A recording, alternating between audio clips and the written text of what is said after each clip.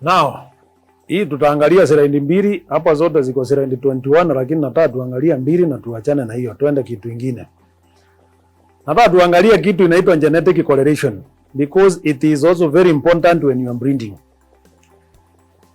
When you are breeding, if you don't understand the correlations, you can end up messing even after doing very good selection. And when we talk about genetic correlation, we are talking about the relationship between one trait and another. And as you can see there, we are saying every trait is correlated to another trait. And this is very important when you are breeding. Now, if you are to look at what we are talking about correlation, for example, if you look at milk, so you remember when we were looking at milk, you need to ask yourself, who is a relative to milk? We normally say it's like a tug of war. Ni kama ila watu unaonanga wakivurutania kamba. Unafaa ujiulize, when I'm breeding for milk, relative wa milk ni nani? Na how are they related? Now, you can see when you are building for high milk production, it is negatively correlated to fertility, DPR, daughter pregnancy rate. So what it tells you, and this is a strong correlation. If you see a correlation of 0.34, it is a low positive correlation. It tells you as you breed more for milk, fertility will be going down. So you need to factor that and ask yourself, this bull, because it has this milk and this fertility indexes, and this other bull has got this milk and this fertility indexes, how do I balance? Naelewa mali njina correlation inakujia. It is I'm begging you to balance. You may see amburu kama hiyo nilikuambia, hiyo nilitumia pylon driver. Very high in the milk, but fertility kwa chini. So when you are mating, you then need to ask yourself, which cow do I mate? Because I know fertility and milk, it has very high milk, but negatively correlated to fertility. So you mate in a high fertility what? Cow. So you must know that. Then look at the same relative here, milk. No, not milk. Look at under composite. If you want very, very, very nice unders, you are told it is negatively correlated to livability. It tells you that cows with very high under composites, they are likely to be current more than cows with average under composites. So it is unbalanced. It is a what? Balance. Now, because of time, we may not discuss much, but when we talk about correlations, correlations are in many forms. But I want you to look at the major ones. Just look at the major ones. We could have what we call positive correlations and negative what? Correlations. The thing you need to know when you are talking about correlation, the variable, if it is milk, the direction, and the strength of the relationship. Those three things you need to know them. If it is a variable like milk, then direction of correlation with the other trait ni gani, and how strongly are they? Because there are some that have got weak correlation, that hata ukichagua hujali ile ingine, because the relationship is weak. But where there are strong relationships, it's where you need to take caution. Tuko pamoja? So, I will not take you through many things, but just to summarize here so that also we stop at that point, but it will be food for a lot. We are saying production traits have high correlation to what? Production, iko na high correlation to production. That tells you, if you are looking at milk volume, fat and protein in terms of volume, they are positively correlated. If you push high volumes, you get more protein and fat, but percentage wise, they are negatively correlated. So volume wise, between milk and fat, they are positively correlated, but percentage wise, they are negatively what? Correlated. So when you are blending, you can say I pick one production trait because it will pull in the other one. You understand what I mean? Naona kama nimeanza kuwachanganya. But ile kitu unasema nikivuruta moja na itakuja imevuruta ingine. Hiyo ndio positive correlation. Lakini nikivuruta moja ile ingine itatoroka, hiyo ni negative correlation. And that's why we are seeing, when you remember our 3 buckets, the bucket of production, health and conformation. That is now what I want to summarize your mind, so that you don't go in each and every trait nataka hii na hii na hii na hii na hii. Because the more criteria you want to put for breeding, the less booze you get and the more complex your breeding plan becomes. So you need to set simple, realistic and to the point. If I want milk, nikileta milk itavuruta protein and fat. Ama if they want more protein and fat, nitachukua protein and fat na it will not also compromise production. Hiyo unajua nimemaliza. Now if you look at production traits, they have low correlation with healthy traits. The higher you push production, the lower you get to healthy traits. So you need to balance. If you look at production traits and conformation, they have no relationship. Production and conformation, no relationship. It is only that now it is going to affect health if the structure is not adapted to the environment. Hii correlation ndio ona tuachane nayo. Naona itatusumbua sana. If you look at conformation traits, we are saying conformation traits, they have a low positive correlation with the conformation. Conformation kwa conformation. Conformation traits tulisema ni kama gani? Stature.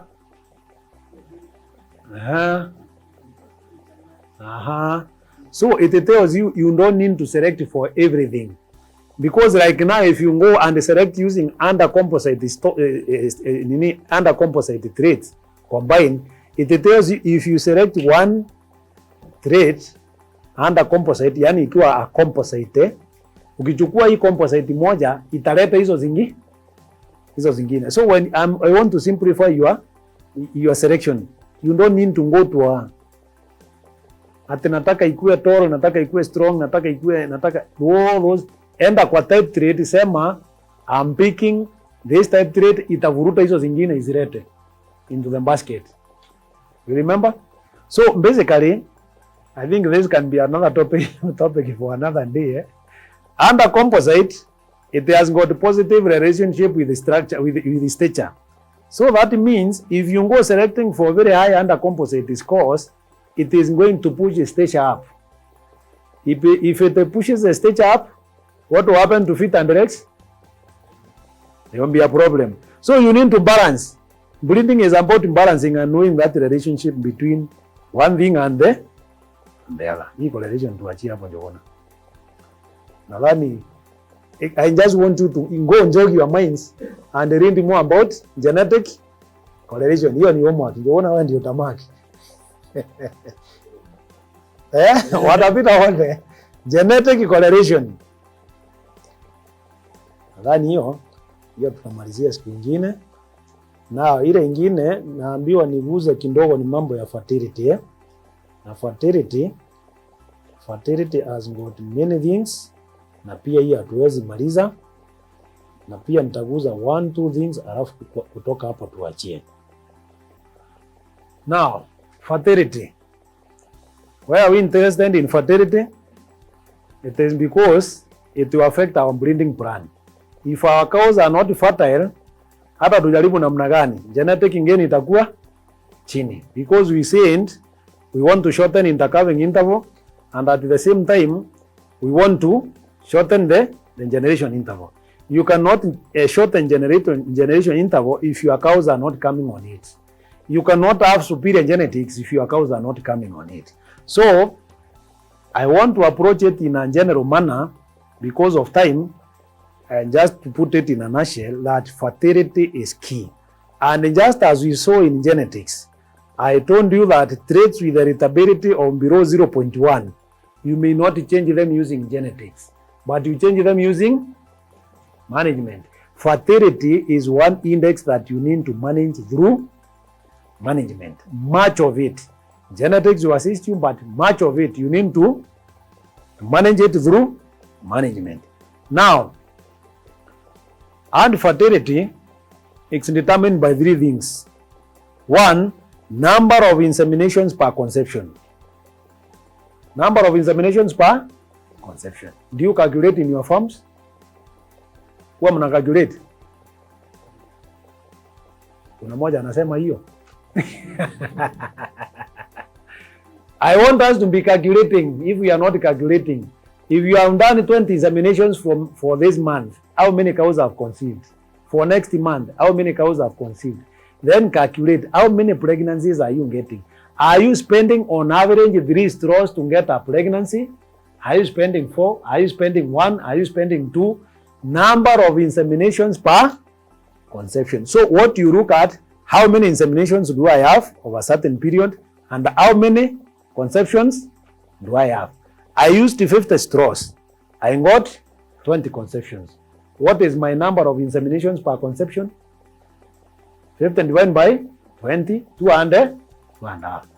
2.5 is the upper limit in the Kenyan environment. If you see your average is more than 2.5, then you have a fertility issue in your farm. Tunaelewana? If you see you are spending 3-4 straws per conception, you have a problem. So check, start checking if you have not been checking. Over a certain period, you can say 3-4 months. I want to see how many animals have been confirmed pregnant, and out of these animals, between that period, how much semen have we spent?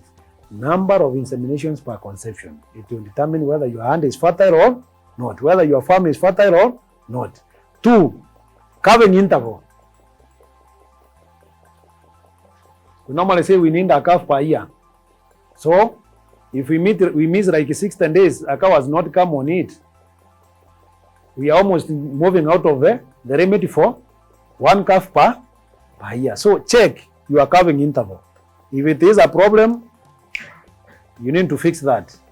Age at puberty. You remember we mentioned that? Mnakumbuka tukisema ndama? Age at puberty. If you see your cows are not 14, 15 months, you are going to 21, 22 months, and that thing, we want that age at puberty, the puberty, we want it to be both physiological and physical. You will rate the weight 60% of the body weight of the mature cow, that blind, and then you relate it with the age at which she is now coming on it. If you expect that those things you have the 400 kilos, yule amezaa huyu, 60% of 400 kilos ni ngapi? 240. Then she needs to come on it when you need to serve her when she is already above 240. If it is 500 kilos, 300.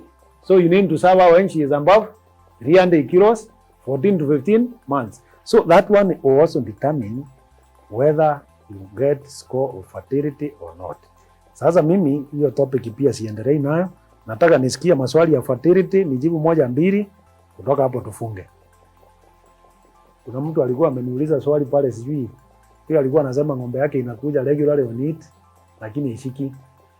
Ama maybe just we put our minds, what are some of the causes of failure to conceive or infertility?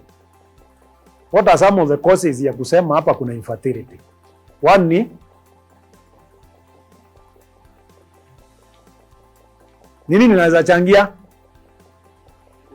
Nutrition. Si hapo tuko pamoja?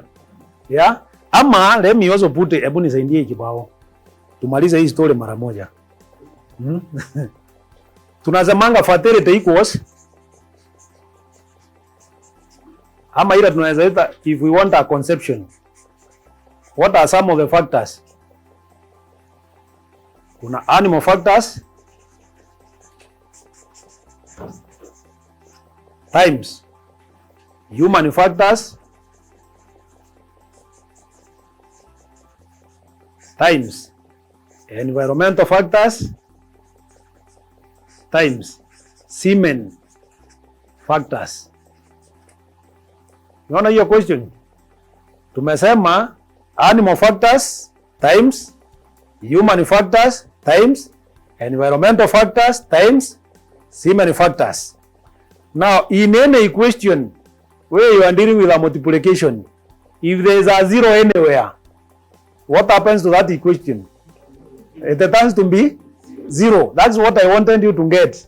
If animal factors hapa there is a zero, animal factors we are talking about nutrition, expression of it, blah blah blah. If there is a zero here, the entire equation becomes a zero. If you are talking about the human factors, you personally observing the heat, we are talking about you and the inseminator putting semen in the right place, handling it the right way. If there is a zero here in the human factors, the entire equation becomes a zero. Environmental factors, 2 what, 2 cold, 2 what. If it puts a zero, there is a what, the equation becomes a zero. Semen factors, handling, how it was stored, blah, blah, blah. If you put a zero there, everything becomes a zero. So, that is what I want you to safeguard against. Know that it is, we normally call it fertility chain. And this chain, anywhere where you insert a zero, the entire thing becomes a what? A zero. So you need to look at that. So, just to answer hiyo swali, huyo sikumbuki ni nani aliniuliza tukiwa chai hapa, nasema ng'ombe yake inakuja regularly on it, lakini akiserve haishiki. What could be the problem? 21 days, lakini akiserve haishiki. Inseminator, lakini sasa ameserve mara mingi na amebandilisha hata inseminator. Observation of the heat, that's also a good one. An infection, hii iko clear, mucus iko clear. Timing inaingiana na observation. Lakini yeye anasema anaiangalianga mpaka hata karibu apige magoti. Semen factor, lakini amebandilisha inseminator wa 4. Nutrition factor, that could be a factor. Hormonal imbalance, that could be a factor. The animal itself, that could be a factor. Stress, that could be a factor. Now, because of time, when you find a cow coming on it regularly, 18 to 21 days, or maybe leave alone even that, I can tell you 60% of cows that come on regular eat but they don't conceive, here they are either late or early ovulators. 25% they are anovulators. They don't ovulate. They will so eat but they will not. Then hii ingine inabaki sijui ni 15%, hatujui. Hatujui. Lakini 60% ya wale ng'ombe utaona wanakama on regular eat na washiki, they are either late or early ovulators. How do you solve case ya early or late ovulators? There are only 2 ways. Double insemination, akianza unaweka mbegu, akimaliza. Lakini kama utafanya double insemination, use the same bull. Usiweke ate phenomenon ya asubuhi alafu jioni unaweka around. Ikizaliwa hatutajua ni gani. Tunaelewana? So they are either early or late ovulators. So the way to solve that one is double insemination. 2 is through use of hormones. You inseminate and inject an hormone called cystosterone. Sijui kama mnaweza kuwa na paki yake or anything that. If there is, we can see. So those are the only 2 ways of solving early or late ovulator. Oh, here I'm going. Maybe you can just show them. The second road, anovulators. Wale wanaonyesha dalili lakini hawatoi nini? Mayai. They have only one route of solving that. Use of that is cystosterone. So you can increase conception routinely, not necessarily if the animal is sick, especially when you are using sexed semen. You can increase conception by inseminating and injecting the hormone at the same time, because what that hormone will do, it is going to cause ovulation. And once you are sure there is ovulation and the semen is done the right thing, then you are sure there is fertilization. Merono. So even under routine, like in my farm, you cannot miss that hormone. especially when, because me I use 100% sexed semen. Unaweka sexed semen na unaweka GnRH, cystoline, hapo unajua at least you may increase your chances by 60%. So hiyo shinda yako, you either go double insemination ama insemination and hormone. I think leo mimi wacha nisimamie hapo tafadhali.